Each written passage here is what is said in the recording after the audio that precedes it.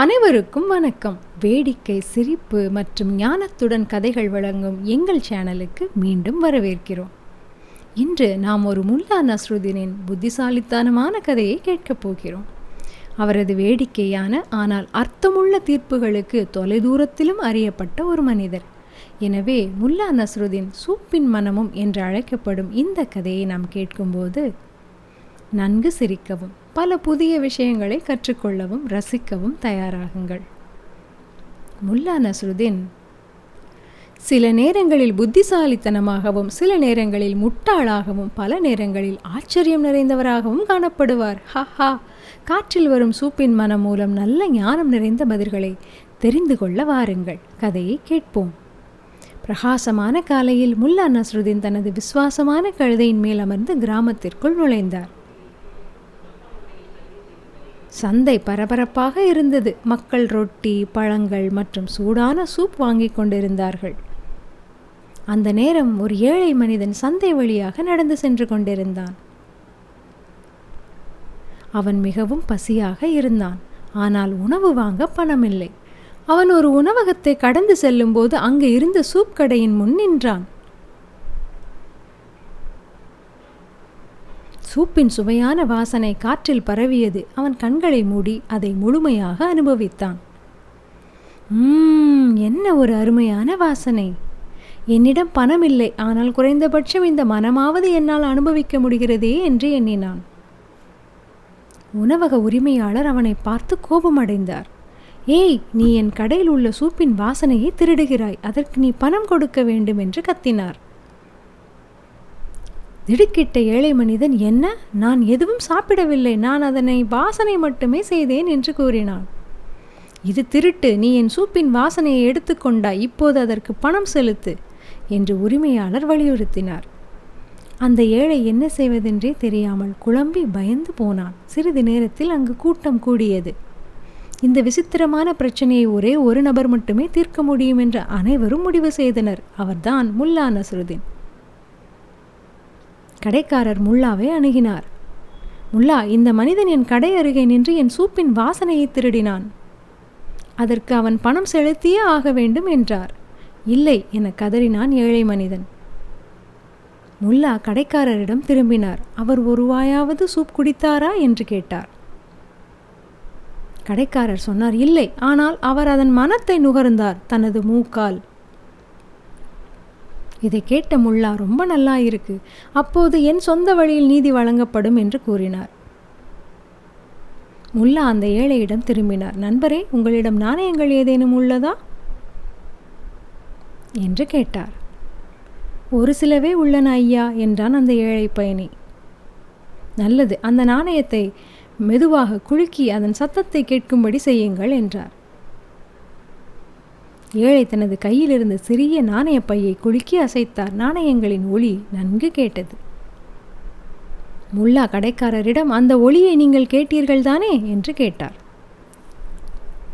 ஆம் என்று கடைக்காரர் குழப்பத்துடன் பதிலளித்தார். அற்புதம், அவரது நாணயங்களின் ஒளியை உங்கள் சூப்பின் வாசனைக்கு விலையாக எடுத்துக்கொள்ளுங்கள் என்றார். அங்கிருந்த கூட்டம் மொத்தமும் கைதட்டி சிரித்தது. அந்த கடைக்காரர் வெட்கி தலை குனிந்தார். அவரது முகம் அவமானத்தால் சிவந்தது. அந்த ஏழை பயணி மிகுந்த நன்றியுடன் முல்லாவை பார்த்து தலை குனிந்து வணங்கினார். முல்லா நஸ்ருதீன் அங்கிருந்த அனைவரையும் பார்த்து சொன்னார், நினைவில் கொள்ளுங்கள் என் நண்பர்களே, பேராசையால் எல்லாவற்றையும் அடைய முடியாது. சில நேரங்களில் பெருந்தன்மையாகவும் கருணையுடனும் இருப்பதே சிறந்த ஞானம் என்றார். முல்லா நஸ்ருதீன் வாழ்க என்று கூட்டத்தில் இருந்த அனைவரும் கரகோஷம் எழுப்பினர். இப்படித்தான் முல்லா நஸ்ருதீன் ஒரு முட்டாள்தனமான வாதத்தை சிரிப்பு மற்றும் ஞானம் நிறைந்த கதையாக மாற்றினார். ஹஹா! ஒரு சிறிய நகைச்சுவையும் ஞானமும் இல்லாமல் உலகம் சலிப்பாக இருக்கும் இல்லையா? ஞானம் விலைமதிப்பற்றது. அதை நாம் இந்த சூப்பின் வாசனை கதை மூலம் அறிந்து கொண்டோம். முல்லா நஸ்ருதீன் தொலைந்த கழுதை. வணக்கம் என் இனிய நண்பர்களே, இன்றைய கதைக்கு மகிழ்ச்சியோடு உங்களை வரவழைக்கிறேன். இன்று நம்மை ஒரே நேரத்தில் சிரிக்கவும் சிந்திக்கவும் வைக்கும் புகழ்பெற்ற முல்லா நஸ்ருதீனின் அற்புதமான கதையை கூறுகிறேன். அவருடைய அறிவும் நகைச்சுவையும் பல நூற்றாண்டுகளாக மக்களை மகிழ்ச்சியில் திளைக்க வைக்கின்றன.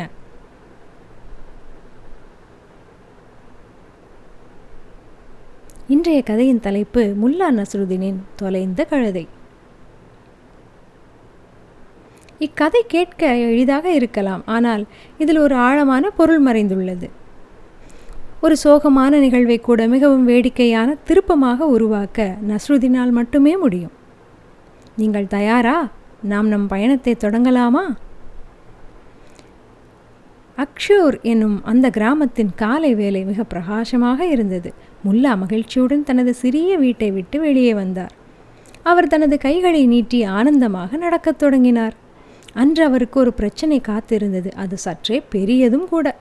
ஆம், அவருடைய கழுதையை காணவில்லை. அவரது கழுதை அவரை எல்லா இடங்களுக்கும் சுமந்து செல்லும் தோழன், அவரது நகைச்சுவைகள் அனைத்தையும் கேட்கும் நண்பன், சில சமயங்களில் முல்லாவை விட புத்திசாலி என்பது போல நடந்து கொள்ளும் ஒரு சிறந்த துணை. ஆனால் இன்று கொல்லைப்புறம் அமைதியாக இருந்தது. கழுதை காணாமல் போயிருந்தது. ஒரு கணம் முல்லா தன் கண்ணை சிமிட்டினார். கண்களை தேய்த்து மீண்டும் பார்த்தார். கழுதை உண்மையிலேயே காணவில்லை. ஆனால் முல்லா கவலை கொள்ளாமல், அழுது புலம்பாமல் ஆனந்தமாக சிரிக்கத் தொடங்கினார். அதே சந்தோஷத்துடன் சந்தையின் நடுவே முல்லா நஸ்ருதீன் நீண்ட புன்னகையுடன் நடந்து செல்ல ஆரம்பித்தார். அவர் புன்னகையை மட்டுமே செய்வது அல்லாது மிளிர்ந்த மகிழ்ச்சியோடும் தனது கரங்களை நன்கு வீசியபடியும் ஒரு சிறிய பாடலை முணங்கியபடியும் நடந்து கொண்டிருந்தார். அந்த ஊரின் மக்கள் அக்கழுதை அவருக்கு எவ்வளவு முக்கியமான தேவை என்பதை நன்றாக அறிந்திருந்தனர். அதனால் அவர் கழுதை இல்லாமல், அதுவும் புன்னகையோடு நடப்பதை பார்த்து திடுக்கிட்டனர். ஒரு பால் விற்கும் பெண் தான் முதலில் கவனித்தாள். அவள் துணிவாக முன்னே அடியெடுத்து அவரிடம் கேட்டாள், முல்லா, நீங்கள் ஏன் இவ்வளவு மகிழ்ச்சியாக உள்ளீர்? உங்களுக்கு சொந்தமான கழுதை தொலைந்து விட்டது என்பதை உணரவில்லையா என்று கேட்டார். அந்த பெண்ணிடம் மகிழ்ச்சியுடன் பதிலளித்தார், ஆமாம், என் நெருங்கிய தோழனான என் கழுதை தொலைந்து விட்டது என்பதை நான் அறிவேன். ஆனால் கடவுளுக்கு நன்றி, அவர் பெருமையாக சிரித்துக்கொண்டே மேலும் கூறினார், அக்கழுதை மேல் சவாரி செய்திருந்தால் அக்கழுதையோடு நானும் தொலைந்திருப்பேன். இப்பொழுது கழுதை மட்டும்தான் தொலைந்துள்ளது. எல்லோரும் இதை கேட்டு எள்ளி நகைத்தனர். அந்த பக்கத்து வீட்டுக்கார பெண்ணின் கண்கள் விரிந்தன. பின்னர் அவர் வெடித்து சிரித்தார். விரைவில் மேலும் சில கிராமவாசிகள் கூடினர். ஊரில் உள்ள இன்னொருவர் முன்னே வந்து கேட்டார், நஸ்ருதீன், முக்கியமான ஒன்றை தொலைத்து விட்ட பிறகும் நீங்கள் மிகவும் மகிழ்ச்சியாக காணப்படுகிறீர்களே, அது எப்படி என்றார். கற்பனையான கண்ணீரை துடைத்த முல்லா, என் இனிய நண்பர்களே, நீங்கள் புரிந்து கொள்ளுங்கள். ஏதாவது கெட்டது நடக்கும்போது மக்கள் அழுகிறார்கள். ஆனால் அதைவிட மோசமான ஏதாவது நடந்திருக்கலாம், நடக்காமலும் இருந்திருக்கலாம். நான் என் கழுதை இழந்தேன், ஆம், ஆனால் நான் என்ன இழக்கவில்லையே. இது ஒரு அற்புதமான ஆசீர்வாதம் இல்லையா என்றார். மெல்ல ஒருவர் பின் ஒருவர் நஸ்ருதீன் கூறிய ஏற்றுக்கொள்ள முடியாத காரணத்தை எண்ணி நகைத்துக்கொண்டே தங்கள் வேலையை விட்டு அவர் பின் நின்றனர். மிகுந்த உற்சாகத்துடன் முல்லா அறிவித்தார், எல்லோரும் என்னை பின்பற்றுங்கள், என் கழுதையை கண்டுபிடிப்போம். தேடும்போது நாம் வேடிக்கையாக இருப்போம் என்று கூறியபடி நஸ்ருதீன் உற்சாகத்தோடு தன் நடையை தொடர்ந்தார். புன்னகை புரிந்து கொண்டே ஏதோ ஒரு பாடலை முணுமுணுத்தார். முதலில் கிராமவாசிகள் அவரை கேலி செய்கிறார் என்று நினைத்தனர். ஆனால் ஆர்வமும் வேடிக்கையும் அவர்களை தூண்டி முல்லா பின்னாடியே செல்லச் செய்தது. முல்லா ஒரு இராணுவத்தை வழிநடத்தும் ஒரு ராஜாவைப் போல அணிவகுத்து சென்றார். கிராமவாசிகள் ஒரு அணிவகுப்பைப் போல அவரை பின்தொடர்ந்தனர். குழந்தைகள் அவருக்கு பின்னால் சிரித்தபடி ஓடினர். முதல் வீட்டின் முன் நின்ற முல்லா, என் கழுதையை யாராவது பார்த்தீர்களா? பெரிய காதுகள், நீண்ட வால், பிடிவாதமான குணம் கொண்டது என்றார். ஓ, இப்போதுதான் நினைவுக்கு வருகிறது. இந்த அத்தனை குணமும் என் பக்கத்து வீட்டுக்காரருக்கும் பொருந்தும் போல் தெரிகிறது என்று சிரித்துக்கொண்டே கூறினார். எனக்கு பெரிய காதுகள் இல்லை என்று முணுமுணுத்த பக்கத்து வீட்டுக்காரரை தவிர அனைவரும் மீண்டும் சிரித்தனர். அடுத்த வீட்டில் முல்லா சத்தமாக கதவை தட்டினார். ஒரு கழுதை ஒரு புத்தகத்தை படிப்பதை கண்டீர்களானால் அது என்னுடையது. நான் அதற்கு மிகப்பெரிய தத்துவத்தை கற்றுக் கொடுத்திருக்கிறேன். உள்ளே இருந்த வயதான பெண்மணி, எந்த வகையான கழுதை புத்தகங்களை படிக்கிறது என்று கத்தினாள். முல்லா பதிலளித்தார், என்னுடையது. என் இழந்த புத்தகங்களை முதலில் கண்டுபிடித்தால் அது என்னை விட புத்திசாலியாக மாறும். ஒரு கழுதை தத்துவ புத்தகத்தை படிக்கும் எண்ணத்தை கண்டு குழந்தைகள் சிரித்தனர். மற்றொரு வீட்டில் அவர் உண்மையுடன், உங்கள் படுக்கையில் ஒரு கழுதை தூங்குவதைக் கண்டால் தயவு செய்து அதை எழுப்ப வேண்டாம். அது குரட்டை விட்டு தூங்கும், ஆனால் ஆழமாக சிந்திக்கும் போது மட்டுமே என்றார். கிராமவாசிகள் இப்போது மிகவும் கடுமையாக சிரித்து கொண்டிருந்ததால் சிலர் அந்த நாளில் செய்ய வேண்டிய வேலையே கிட்டத்தட்ட மறந்துவிட்டனர். ஆயினும் கூட உண்மையான கழுதை தேடலை மிகுந்த நகைச்சுவையுடனும் அனுபவித்தும் முல்லா தனது முட்டாள்தனமான கருத்துக்களை தொடர்ந்து அவர் நுழைந்த ஒவ்வொரு தெருவும் ஒரு திருவிழாவாக மாறியது. சிலர் தின்பண்டங்களை கூட கொண்டு வந்தனர். முல்லா சம்பந்தப்பட்டிருந்தால் இதற்கு சிறிது நேரம் ஆகலாம். இறுதியாக நகரத்தின் பாதி தூரம் அலைந்து திரிந்த பிறகு முல்லா ஒரு சிறிய மரம் சூழ்ந்த இடத்தை அடைந்தார். அங்கு ஒரு மரத்தில் கட்டப்பட்ட இலைகளை அமைதியாக மென்றபடி அவரது கழுதை அமர்ந்திருந்தது. முற்றிலும் அலட்சியமாக இருந்தது. அருகில் ஒரு சிறுவன் அமர்ந்திருந்தான். அவன் எழுந்து நின்று, முல்லா, உங்கள் கழுதை அலைந்து திரிவதைக் கண்டேன். அது மீண்டும் தப்பி ஓடக்கூடாது என்பதற்காக நான் இங்கே கட்டி வைத்து விட்டேன் என்று கூறினான். கூட்டம் நிம்மதியாகவும் உற்சாகமாகவும் கைதட்டியது. ஆனால் விசித்திரமாக முல்லா கைதட்டவில்லை. அவரது முகம் அதன் மகிழ்ச்சியான பிரகாசத்தை இழந்திருந்தது. அவர்கள் தோள்கள் தளர்ந்தன. அவருடைய புன்னகை மங்கிப்போனது. கிராமவாசிகள், முல்லா, இப்போது என்ன? உங்கள் கழுதை கிடைத்து விட்டது தானே, நீங்கள் மகிழ்ச்சி அடையவில்லையா என்றனர். முல்லா ஆழ்ந்த பெருமூச்சு விட்டு, ஆமாம், நாம் மகிழ்ச்சியாக இருக்க வேண்டும். ஆனால் இப்போது நான் என் கழுதையை கண்டுபிடித்து விட்டேன். எல்லா வேடிக்கைகளும் முடிந்துவிட்டன என்று சோகமாக கூறினார். அனைவரும் ஒன்றும் புரியாமல் அவரை பார்த்தனர். முல்லா வருத்தத்துடன் தொடர்ந்தார். கழுதை காணாமல் போன போது நீங்கள் அனைவரும் என்னுடன் இருந்தீர்கள். நீங்கள் என்னுடன் சிரித்து கொண்டிருந்தீர்கள், என்னுடன் நடந்து கொண்டிருந்தீர்கள், நகைச்சுவைகளை பகிர்ந்து கொண்டீர்கள், இந்த நாளை அனுபவித்தீர்கள். ஆனால் இப்போது கழுதை திரும்பி வந்ததால் நீங்கள் அனைவரும் போய்விடுவீர்கள். நான் மீண்டும் தனியாகவே இருப்பேன் என்று கூறினார். கூட்டம் அவரை பார்த்து முன்பை விட உரத்த சிரிப்பில் வெடித்தது. முல்லாவை தவிர வேறு யார் கழுதை தேடலை ஒரு திருவிழாவாக மாற்றி அதை முடிந்ததும் சோகமாக இருக்க முடியும்? சிறுவன் கழுதையின் கயிற்றை கொடுத்து, முல்லா, அடுத்த முறை உங்கள் கழுதை காணாமல் போனால் என்னை அழைக்கவும், மீண்டும் உதவி செய்கிறேன் என்றான். முல்லா கண் சிமிட்டி பதிலளித்தார், அடுத்த முறை இல்லை மகனே, அடுத்த முறை நானும் என்னை மறைத்து வைத்து விடுகிறேன். யார் தேடுகிறார்கள் என்று பார்க்கலாம் என்றார். அதை கேட்ட அனைவரும் மீண்டும் சிரித்தனர். அதனுடன் முல்லா தனது கழுதை மேல் அமர்ந்து திரும்பிச் சென்றார். விலைமதிப்பற்ற அவர் கழுதை இல்லாமல் இருந்தாலும் அவர் அந்த நாளில் இன்புற்றிருந்தார்.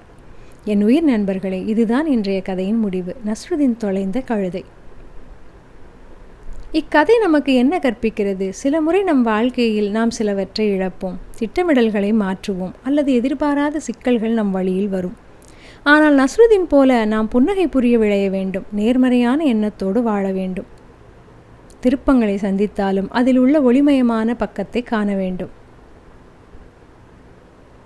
முல்லா நஸ்ருதீனும் அமைதியான ஆசிரியரும் சிரிப்பும் ஞானமும் ஒன்று சேரும் முல்லா கதைகளுள் உங்களை மறுபடியும் வரவழைக்கிறேன்.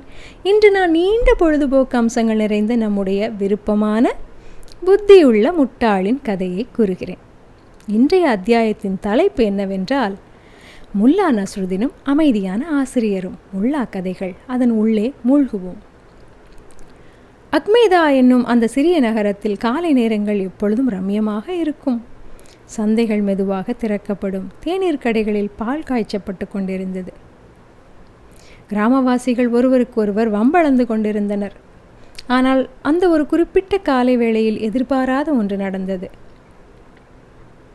முல்லா நஸ்ருதீன் மிகப்பெரிய களிமண் பானையை தலையில் வைத்துக்கொண்டு, சுத்தியை கையில் வைத்துக்கொண்டு அந்த நகரத்தின் வழியே நடந்து வந்து கொண்டிருந்தார். அவருடைய தீவிர சிந்தனை கொண்ட முகபாவனையை கண்டு ஆடுகள் கூட அஞ்சி அவர் வரும் வழியில் இருந்து அகன்றன. மக்கள் ஒருவருக்கொருவர் ரகசியமாக கிசுகிசுத்து கொண்டனர். அவர் பானையுடன் எங்கு செல்கிறார்? அவர் என்ன மண்பாண்ட கடை ஏதாவது திறக்கப் போகிறாரா? இல்லை, யார் தலையில் சுத்தியால் அடிக்க வருகிறார்? ஆனால் நஸ்ருதீன் எதையும் சட்டை செய்யாமல் அவ்வூரின் பள்ளிக்கு சென்றார்.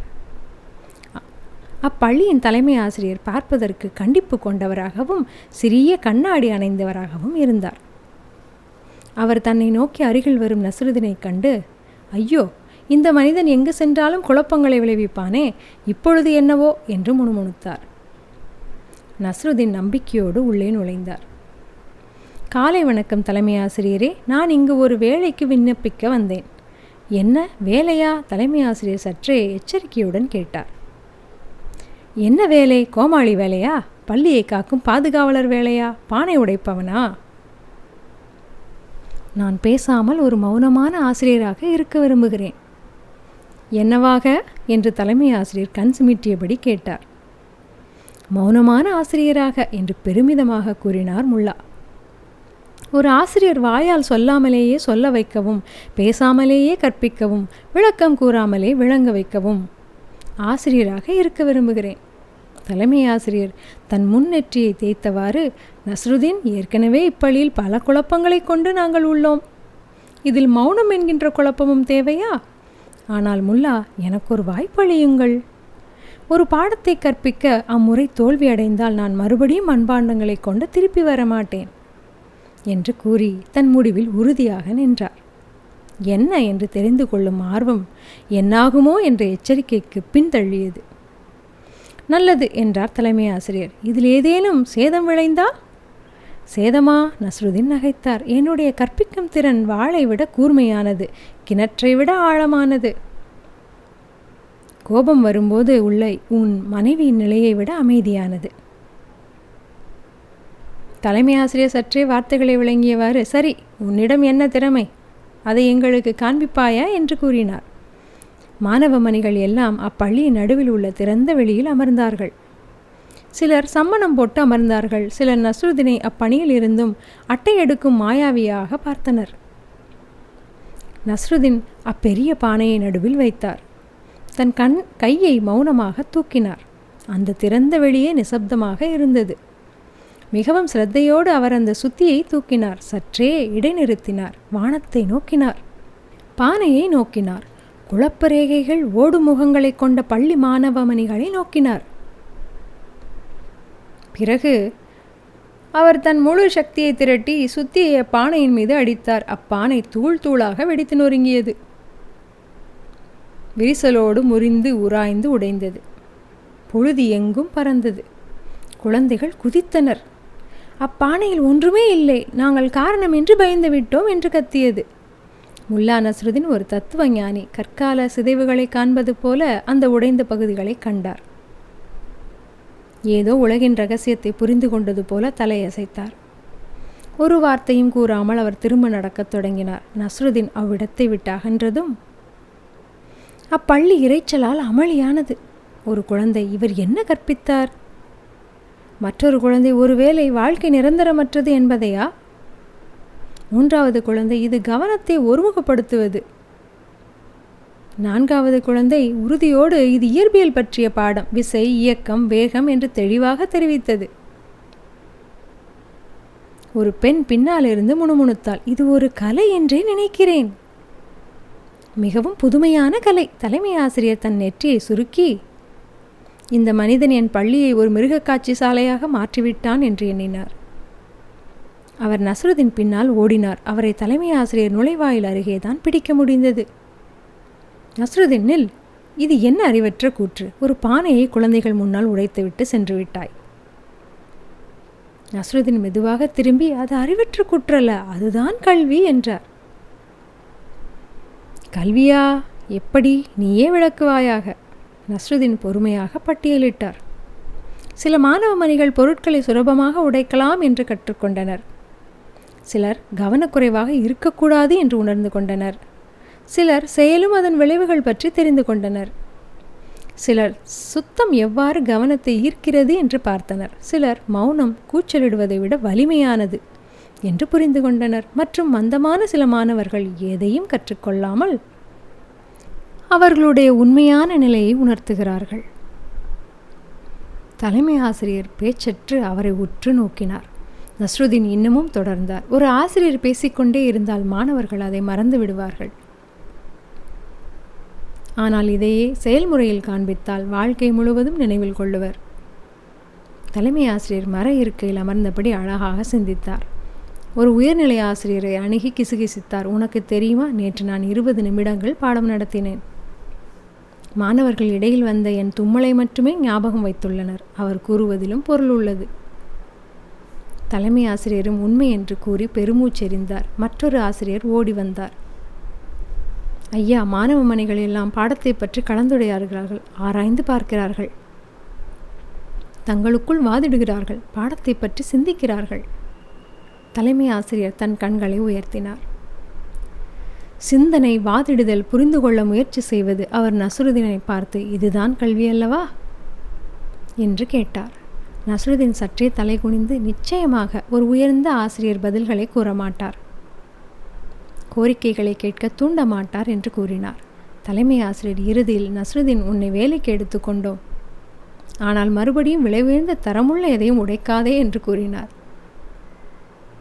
நஸ்ருதீன் கண் சிமிட்டியவாறு, நான் விளைவுயர்ந்ததை எதையும் உடைக்கவில்லை, என் செயல்கள் மக்களை சிந்திக்க வைக்கின்றன. நல்லது, இனிமேல் பெரிய பானைகளும் வேண்டாம் என்று தலைமை ஆசிரியர் கூறினார். நிச்சயமாக என்று கூறினார் நஸ்ருதீன். அடுத்த நாள் காலை நஸ்ருதீன் பள்ளிக்கு ஒரு தர்பூசணியை கொண்டு வந்தார். அதை பார்த்ததும் தலைமை ஆசிரியர் இனிமேல் எதையும் உடைக்கக்கூடாது என்று கூக்குரலிட்டார். நஸ்ருதீன் பதட்டத்தை குறையுங்கள், இன்று பகிர்தல் என்ற ஒரு பாடத்தை கற்பிக்கப் போகிறேன் என்று கூறினார். அந்த தர்பூசணியை வெட்டி அனைத்து குழந்தைகளுக்கும் பகிர்ந்தளித்தார். எவ்வாறுதான் முல்லா நஸ்ருதீன் அவ்வூரின் முதல் மௌன ஆசிரியராக மாறினார். ஒரு வார்த்தை வெளியே உதிக்காமல் கடின பாடங்களை அவர் கற்பித்தார். சில வேளைகளில் விளக்கங்கள் வெறும் இரைச்சலை தருபவை, ஆனால் மௌனமே உணர்ந்து கொள்ள வைக்கும். சாகுரா கதைகளை வாசித்ததற்கு நன்றி. அடுத்த கதைக்கு காத்திருங்கள். அக்கதையின் நகைச்சுவையும் ஞானமும் ஒன்றோடு ஒன்று கைகோர்த்து உங்களை தேடி வரும். விசித்திரமான கடன். நீங்கள் என்றாவது யூகித்துள்ளீர்களா? நாம் மெய்யாக நடக்க வேண்டிய ஒரு அனுபவம். நம் கற்பனையின் திறனால் வேறு விதமாக யோசித்து அதிக வேதனையை உள்வாங்கிக் கொள்கிறோம் என்ற உண்மையே. நமக்கு நடக்காத பிரச்சனைகளில் நாமே அதை சிறிது சிறிதாக புதிய பரிமாணங்கள் கொண்டு யோசிக்கிறோம். மாதங்கள் கழித்து வரலாம் என்ற ஒரு சிக்கலுக்கு தினம் அதை யோசித்து கவலை எனும் தொகையை நாம் செலுத்தி கொண்டிருக்கிறோம். இன்று நாம் பார்ப்பது பழம்பெரும் கதைகளான முல்லா நஸ்ருதீன் 13ஆம் நூற்றாண்டில் புத்தியுள்ள அறிவீனனின் கதை. ஒரு துருக்கியின் தேநீர் கடைகள் உள்ள சாலை வழிகளில் இருந்து சீனப்பட்டு வழித்தடங்கள் வரை பயணம் செய்யவே ஆகும். இம்முக்கிய கதை உளவியல் போருக்கு மிகச்சிறந்த எடுத்துக்காட்டாக விளங்குகிறது. முல்லா பாக்தாத்தில் உள்ள மிகப்பெரிய ஆபத்தான மற்றும் கொடூரமான ஒரு பெரிய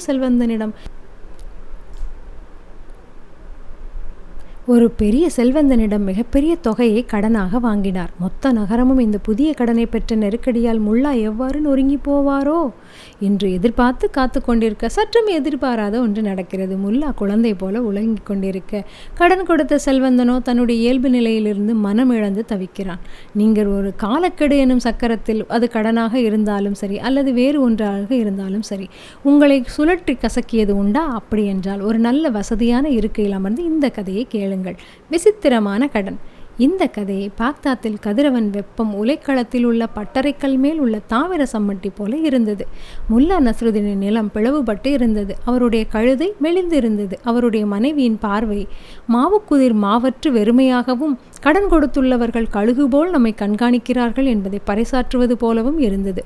அவள், நஸ்ருதீன் மாவு அரைப்பவன் தன் பணத்தை கேட்கிறான், காலணி தொழிலாளி தன் கடன் தொகையை கேட்கிறான், நம்மிடம் ஒன்றும் இல்லை என்றாள். முல்லா தாடியை தடவியவாறு, அன்பே, உன்னுடைய பிரச்சனைக்கு தீர்வு பணம்தான் என்றால் அதன் உண்மையான பிரச்சனை அதை எங்கே பெறுவது என்பதுதான். அந்த பணம் எங்கே இருக்கிறது என்று எனக்கு தெரியும் என்றார். அவர் தனது மிகவும் கௌரவமான தலப்பாகையை, சற்றே அது பழையது மற்றும் நூலிலேயாக வந்து கொண்டிருந்தது, தலையில் அணிந்த ஹாஜி பக்கீர் என்பவரின் மாளிகைக்கு சென்றார். இப்பொழுது உங்களுக்கு புரிகிறதா பக்கீர் யார் என்று? இவரை பற்றி மக்களின் கூற்று பலவாறு உள்ளது. கடினமான இதயம் கொண்டவர், கண்களால் மலைத்துளிகளுக்கு கூட வட்டியை கணக்கிடும் திறமை கொண்டவர். அவர் ஒரு ரொட்டி துண்டை கடனாக கொடுத்தால் ரொட்டிகள் தயாரிக்கும் இடத்தையே கேட்பார் என்பதாகும். முல்லா கதவை தட்டினார். வேலைக்காரன் ஏளனமாக, என் தலைவன் யாசகர்களை பார்ப்பதில்லை என்று கூறினான். நல்லது, பதிலுரைத்தார் முல்லா. நான் கடன் வாங்கத்தான் வந்துள்ளேன் என்றார். ஹாஜி பக்கீர் உடல் பெரிய மலை போல் மோதிரங்களால் சூழப்பட்டிருந்தது.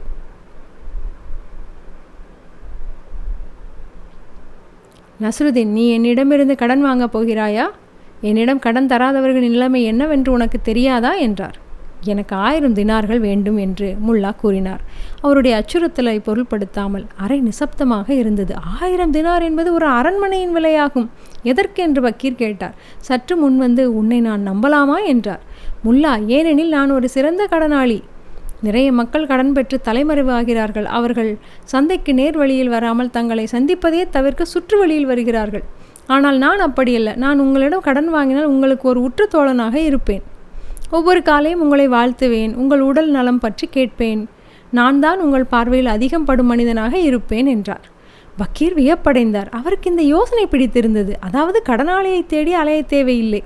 அவர் முல்லாவை ஒரு முட்டாளாக நினைத்தார். அவனால் தன்னை ஏமாற்ற முடியாது. முல்லாவின் நிலமும் கழுதையும் தன் இழப்பை ஈடு செய்ய முடியும் என்று கணக்கிட்டார். நல்லது, 1000 தினார்கள். ஒரு வருடம் வட்டி உண்டு. தவறினால் நான் உன்னிடம் உள்ள அனைத்தையும் எடுத்துக்கொள்வேன் என்று பக்கீர் கூறினான். முல்லா கனமான தங்கம் நிறைந்த பையையும் இலகுவான மனதோடும் சென்றார். அடுத்த நாள் காலை ஹாஜி பக்கீர் சந்தை வழியாக முல்லா எங்காவது மறைந்திருக்கிறாதா என்று நினைத்தவாறு தேடியவாறு சென்றார். அதற்கு பதிலாக ஆரவாரமான குரல் ஒன்று கேட்டது. ஹாஜி, என் அருமை நண்பரே, வாருங்கள், அமருங்கள், என் சிறந்த தேநீரை பருகுங்கள் என்றார். அங்கே முல்லா ஒரு சூரியனைப் போல பிரகாசமாக இருந்தார். அவர் பெரிய கடனை சுமை போலவே நினைக்கவில்லை. அவர் உலகத்திற்கே தலைவனாக உள்ளவர் போல் தோன்றினார். இருவரும் அமர்ந்து உரையாடினர். முல்லா பக்கீரின் குழந்தைகளை பற்றி, வியாபாரம் பற்றி, அவருடைய ஜீரண சக்தி பற்றி விசாரித்தார்.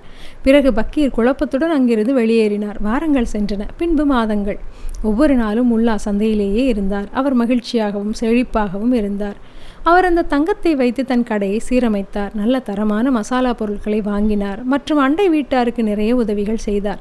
அவர் ஒரு முறையும் தன் கடனை பற்றி ஒன்றும் கூறவில்லை. மெதுவாக அதிகார சக்தியின் நிலை மாறியது. ஹாஜி பக்கீர் கண்களில் ஒரு துடிப்பு தெரிந்தது. அவர் சிந்திக்க ஆரம்பித்தார். முல்லாவால் எப்படி இயல்பாக இருக்க முடிகிறது? அவரிடம் பணம் உள்ளதா? அல்லது அவர் அதை முழுவதுமாக செலவழித்து விட்டாரா? இல்லை என்னை பார்த்து நகைக்கிறாரா என்று எண்ணத் தொடங்கினார். அவர் தேநீர் கடையை கடந்து முல்லா அங்கு இருக்கிறாரா என்று கண்காணிக்கவே செய்தார். அவ்விஷயத்தில் அவர் தீவிரமாக இருந்தார். அவர் தன் முதலீட்டை எண்ணி கண்காணித்தார். ஆனால் முல்லா நிம்மதியாக வாழ்ந்து கொண்டிருந்தார். 6 மாதங்கள் சென்றன. பக்கீரால் தாங்க முடியவில்லை. அவருடைய உடல் எடை குறைந்தது. அவர் தன்னுடைய வேலையாட்கள் மீது கோபப்பட்டார். அவர் ஒரு அதிகாலையில் 2 மணிக்கு எழுந்து முல்லா இப்பொழுது கடன் தொல்லையால் ஓடிப்போவார் என்று நினைத்தார். அவர் உடை மாற்றிக்கொண்டு முல்லாவின் எளிய வீட்டுக்கு சென்று கதவை தட்டினார். முல்லா கண்களை தேய்த்தபடி கதவை திறந்தார். ஹாஜி, என்ன இது நடு இரவில்? தேநீர் வேண்டுமா அல்லது உங்கள் வீடு தீப்பற்றி கொண்டதா என்று கேட்டார். பணம், நஸ்ருதீன், 1000 தினார்கள் உன்னிடம் உள்ளதா என்று பக்கீர் கேட்டார். முல்லா அவரை உள்ளே அழைத்தார். ஹாஜி, அமருங்கள். நீங்கள் பார்ப்பதற்கு பயங்கரமாக உள்ளீர்கள். உங்களிடம் நான் ஒன்று விசாரிக்க வேண்டும். நாம் இந்த ஒப்பந்தம் செய்த பொழுது 1000 தினார்களை பெற்றேன். உண்மையான தங்கம். அதை நான் செலவழிக்காமல் பயன்படுத்தாமல் அது என் வாழ்க்கையை சீரமைத்தது. அவர் தொடர்ந்தார். உங்களுக்கு என்ன கிடைத்தது? ஒரு வாக்குறுதி, ஒரு காகிதத்தின் துண்டு. என்னிடம் தங்கம் என்ற நிச்சயத்தன்மை இருந்தது. ஆனால் உங்களிடம் எதிர்காலத்தில் நிச்சயமற்ற தன்மை இருந்தது. நான் பயன்பெற பெற்ற மகிழ்ச்சியால் நிம்மதியாக இருந்தேன். நீங்கள் ஆபத்தின் சுமையை சுமப்பதால் விழித்து கொண்டே இருந்தீர்கள். உண்மை என்னவென்றால் நான் உங்களிடம் கடலாக செல்வத்தை மட்டுமே வாங்கவில்லை, உங்களுடைய மன நிம்மதியையும் கூட.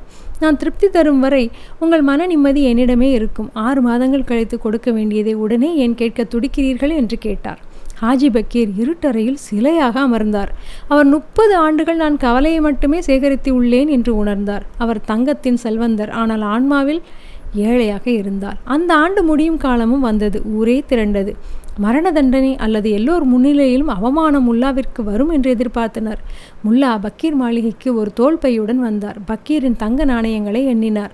முல்லா தொகையும் வட்டி தொகையும் எத்தனை தினார் கொடுக்கப்பட வேண்டும் என்பதையும் வாக்குறுதியை முல்லா நிறைவேற்றினார். பக்கீர் முல்லாவை பார்த்தார். இத்தனை நாள் இந்த தங்கம் உங்களிடமாய் இருந்தது என்றார். ஆம், அதற்காக நான் உழைத்தேன் என்றார் முல்லா. நான் முதலீடு செய்தேன், சேமித்தேன், வளர்ச்சியுற்றேன். இத்தனை நான் கடன் சுமையை என் உள்ளத்தால் உருக்காமல். ஹாஜி, நீங்களே பாருங்கள். கவலையற்று இருப்பதற்கும் பொறுப்பற்று இருப்பதற்கும் வேறு வேறு விஷயங்கள். நான் உங்கள் பணத்திற்கு நான் பொறுப்பாளியாக உள்ளேன். உங்கள் மனக்கவலைக்கு நான் பொறுப்பாளி அல்ல என்றார். பக்கீர் அவருக்கு வட்டித்தொகையை திருப்பி தர முன் வந்தார். நீயே வைத்துக்கொள் நஸ்ருதீன் என்றார்.